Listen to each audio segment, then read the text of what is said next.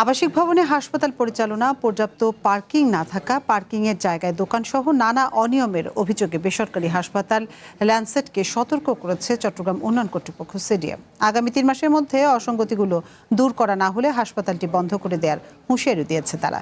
দুপুরে Chittagong medical college হাসপাতাল এলাকায় পরিদর্শনে গিয়ে এসব সিদ্ধান্তের কথা জানায় CDA chairman engineer Belayet Hossain. নগরীর যানজট নিরসন ও রোগীদের নিরাপত্তা নিশ্চিতে ধারাবাহিক কর্মসূচির অংশ হিসেবে ল্যান্সেট, ট্রিটমেন্ট, শেভরন ও বেলভিউ হাসপাতাল পরিদর্শন করে সিডিএ চেয়ারম্যান। এ সময় হাসপাতালগুলোর সার্বিক ব্যবস্থাপনা, ভবনের নকশা বহির্ভূত স্থাপনার বিষয়ে কড়া পদক্ষেপের কথা জানান তিনি।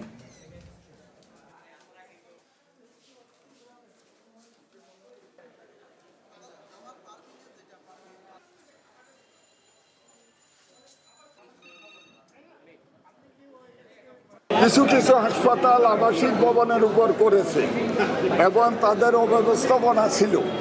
তাদের যদি কোনো দুর্ঘটনা হয়, তাদের রোগী বের হওয়ার পথ নাই, জরাজীর্ণ একটা ভবন।